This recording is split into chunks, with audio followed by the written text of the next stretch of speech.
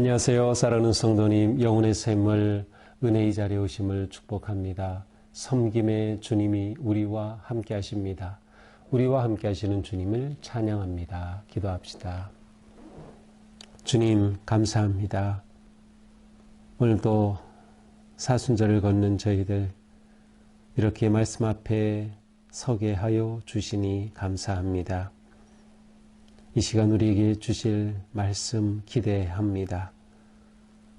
주님의 말씀을 읽고 또 묵상할 때 성령님께서 우리의 마음을 밝혀 주시옵소서. 우리의 눈을 열어 보게 하시고 귀를 열어 듣게 하시고 마음을 열어 깨닫게 하옵소서. 또한 깨달은 말씀대로 살게 하여 주옵소서. 오늘도 생명의 말씀으로 채워주셔서 사순절 은혜의 길을 승리하게 하옵소서. 예수 그리스도님의 이름으로 기도합니다. 아멘. 오늘 말씀은 마가복음 11장 1절에서 11절입니다. 그들이 예루살렘에 가까이 와서 감람산 벳바게와 베다니에 이르렀을 때에 예수께서 제자 중 둘을 보내시며 이르시되 너희는 맞은편 마을로 가라. 그리로 들어가면 곧 아직 아무도 타보지 않은 나귀 새끼가 매여 있는 것을 보리니 풀어 끌고 오라. 만일 누가 너희에게 왜 이렇게 하느냐 묻거든 주가 쓰시겠다 하라. 그리하면 즉시 이리로 보내리라 하시니 제자들이 가서 본즉 나귀 새끼가 문 앞 거리에 매여 있는지라.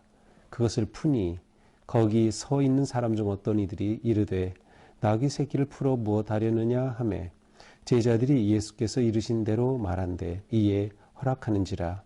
나귀 새끼를 예수께로 끌고 와서 자기들의 겉옷을 그 위에 얹어 놓으매 예수께서 타시니 많은 사람들은 자기들의 겉옷을 또 다른 이들은 들에서 벤 나뭇가지를 길에 펴며 앞에서 가고 뒤에서 따르는 자들이 소리 지르되 호산나 찬송하리로다. 주의 이름으로 오시는 이여 호산나 찬송하리로다. 오는 우리 조상 다윗의 나라여 가장 높은 곳에서 호산나 하더라.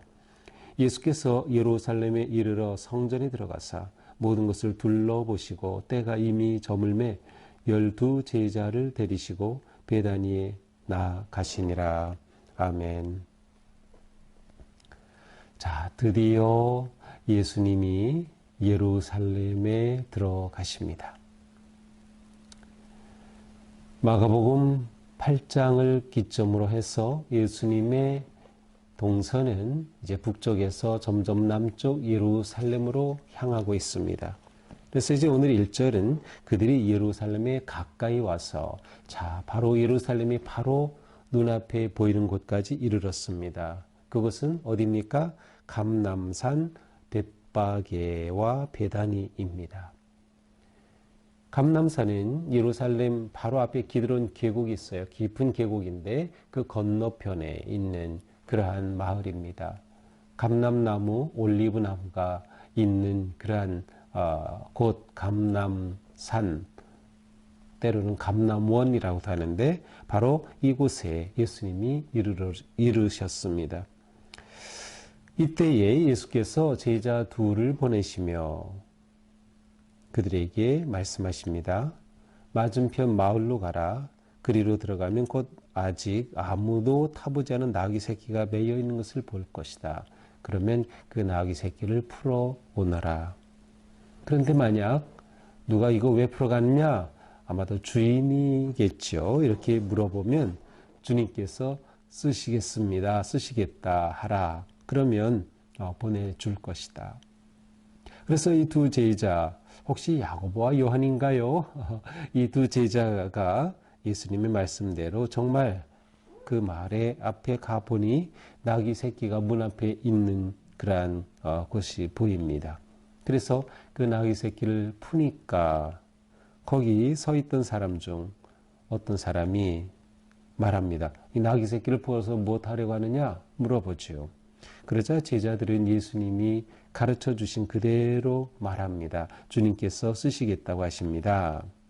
그러자 허락을 해서 그 나귀 새끼를 끌고 예수님께로 옵니다. 자, 이제 나귀 새끼를 예수님이 타십니다.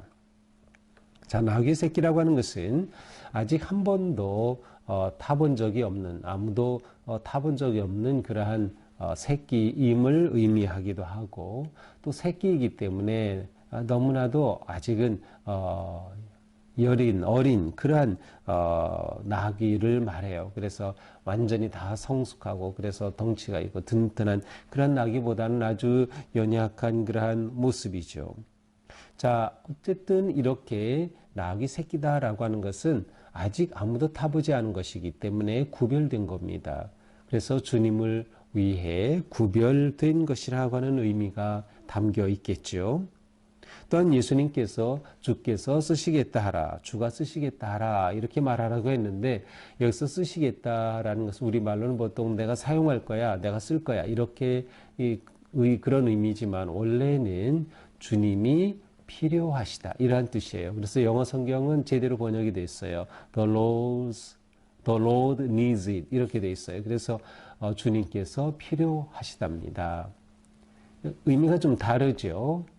그러니까 예수님은 바로 이 나귀 새끼가 필요하다. 그러니 내가 필요한 곳에 이것을 줄 수 있겠느냐라고 하는 굉장히 인격적인, 그리고 함께 내가 필요한 것에 함께 사용하자라고 하는 그러한 의미가 담겨 있습니다.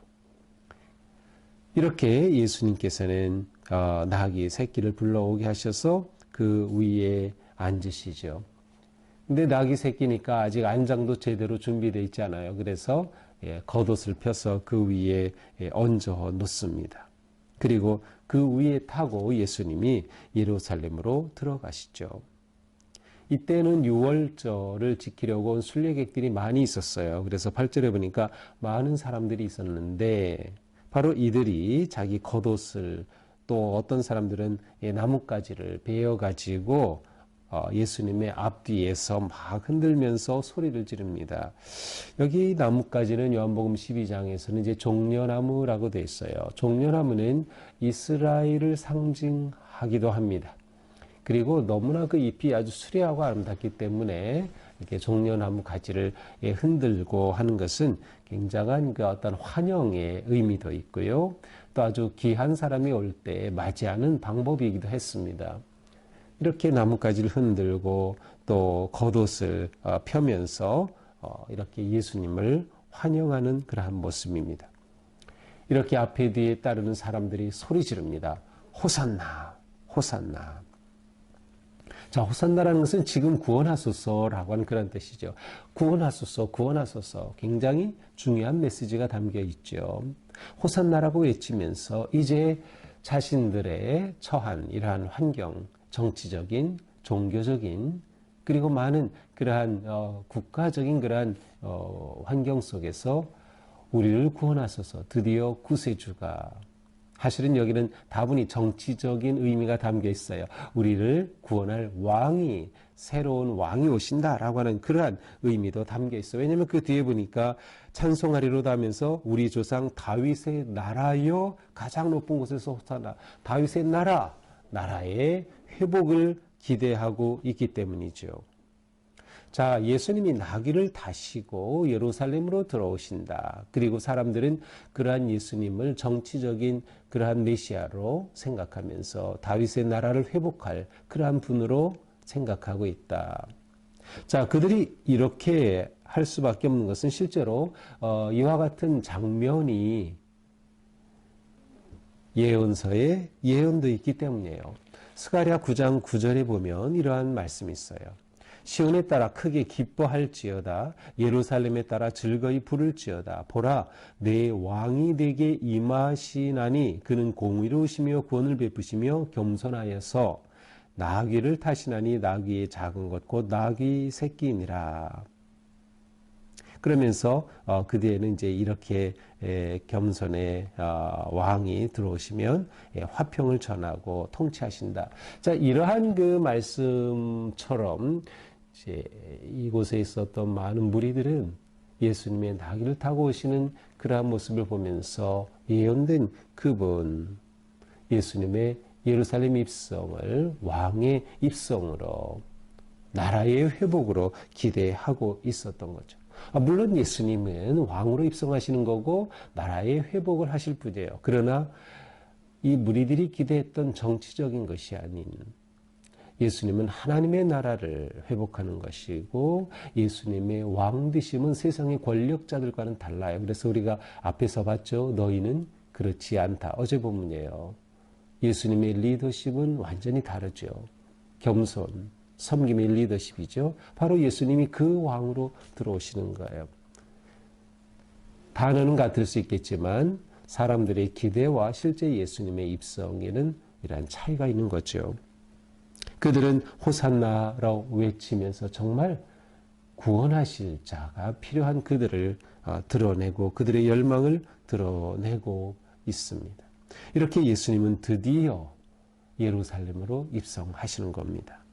자, 마지막 11절 예수께서 이렇게 예루살렘에 이르러 성전에 들어가사 예수님은 예루살렘에 가셔서 먼저 성전을 찾으십니다. 그리고서는 모든 것을 둘러보시고 날이 저물 때 제자들을 데리고 베다니로 물러가십니다. 성전을 둘러보신다. 이렇게 둘러보심으로 예수님께서 이제 행하실 그 일을 생각하시는 거죠. 자, 이러한 모든 진행은 지금 예수님의 주도로 진행되고 있습니다. 제자들이 기대했던 것과는 다른 방향으로 가고 있는 거죠. 오늘 말씀까지는 제자들이 계속 생각했던 것일지 몰라요. 제자들은 으쓱했겠죠. 예수님이 입성하는데 많은 사람들이 환호하고 종려나무 가지를 흔들고 길에 옷을 펴고 하면서 야, 드디어 우리 이 예수님, 우리 주님이 이제 왕이 되시나 보다라고 했겠죠. 그러나 예수님은 예루살렘에서 무슨 일이 있어요? 그렇죠. 죽음. 예루살렘은 죽음이 있는 곳. 예루살렘은 바로 그러한 것이기에 바로 그것을 조금씩 준비하고 가시는 주님을 보여줍니다. 자, 예수님은 이렇게 첫 번 예루살렘 방문 후에 이제 베다니로 첫날 물러가시죠. 베다니에는 누가 살고 있었나요? 그렇죠. 나사로, 마리아와 마르다 자매, 바로 그 가정입니다. 베다니에 있었어요. 예수님께서 너무나도 사랑하셨던 가정, 사랑하시는 가정이죠. 그리고 그 가정은 자신의 집을 열어서 예수님을 언제든지 환영했어요. 예수님이 쉴 곳이 되어 주었어요. 그래서 예수님을 식사해서 접대하고 쉬게 하고 그렇게 예수님이 자기 집처럼 그렇게 복음의 사역을 하실 수 있도록 내어드린 곳이 바로 베다니에 있는 나사로 마리아와 마르다 집이었죠. 그곳으로 물러가신 것이죠. 자, 이것이 오늘의 말씀입니다. 자, 오늘 말씀을 보면서 예수님은 지금 왕으로 입성하셔요. 하지만 그 왕은 세상의 왕과는 다릅니다. 사람들은 호산나 호산나 외치지만 그들이 진짜 그들을 구원할 왕은 그들이 생각하는 그러한 권력과 어떤 힘이 있는 그런 왕이 아니었어요. 정말 이러한 왕이라면 예수님은 나귀를 타시면 안 돼요. 말을 타고 들어가야죠. 아니면 병거를 타고 들어가야죠. 그러나 예수님은 나귀를 타고 들어가셔야. 왜? 예수님은 겸손의 왕이셨기 때문이에요. 예수님은 겸손의 왕이다. 예수님은 힘을 과시하지 않으셔요. 예수님은 하나님으로서 놀라운 능력이 있지만 한 번도 그것을 과시하신 적이 없어요. 오직 그 힘을 치유와 회복과 구원을 위해 사용하실 뿐이죠. 더 나아가 이 예수님은 구원의 왕으로 입성하고 계신 거예요.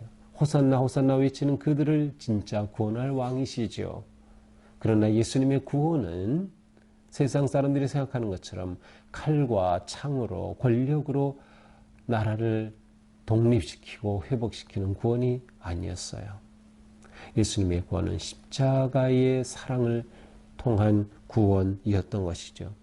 바로 예수님은 이 사명을 따라서 지금 예루살렘으로 들어오신 것입니다. 이렇게 구원하시기 위해 예수님은 십자가에 달려 돌아가시게 되죠. 예수님은 섬김의 왕이셨어요. 자기의 목숨을 대속물로 내어주시기까지 사랑하고 섬기시는 주님. 바로 그러한 왕이신 것을 오늘 말씀은 잘 보여주고 있어요. 나귀를 타신 예수님이 그 모습인 것이죠. 그 왕인, 진짜 왕이신 예수님, 그 예수님은 예루살렘에 들어가셔서 둘러보셨어요. 오늘 그 주님께서 내 마음을 둘러보시고 우리의 가정을 둘러보시고 우리 교회를 둘러보시고 우리 일터를 둘러보실 때 주님은 뭐라고 말씀하실까요? 주님이 우리를 둘러보실 때 우리는 주님 앞에 정말 순수하게, 순결하게, 온전하게 주님께 내 삶을 드려서 주님이 필요하시다. 주님의 손과 발이 되어드리는 그러한 우리의 삶이 되는 것, 그것이 예수님을 왕으로 맞이하고 영접하는 우리의 모습이 되어야 하지 않을까 생각합니다. 오늘 하루 우리의 삶에 정말 왕이신 주님을 생각하고, 그러나 그 왕은 겸손과 섬김과 사랑의 왕이시다. 그리고 그 주님께서 내 삶에 나를 초청하셔서 나와 함께 하자. 내 안은 내가 필요하다라고 말씀하실 때 주님과 함께 이 세상을 살리고 구원하는 그 일에 동역하는 그러한 복되고 아름다운 하루가 되기를 축복합니다. 기도합시다. 주님, 감사합니다. 오늘 우리의 삶이 주님의 은혜 안에서 겸손한 하루, 순종한 하는 하루, 주님의 필요하심에 따라 나 자신을 드리고 헌신하며 손과 발이 되어 드리는 복된 우리의 삶이 되게 하여 주시옵소서. 오늘도 사순절의 길을 아름답고 겸손하게 걷게 하여 주옵소서. 예수님 이름으로 기도합니다. 아멘. 네, 오늘도 주님의 은혜 안에서 우리 삶이 이처럼 아름답고 거룩하게 세워지기를 축복합니다. 사랑합니다.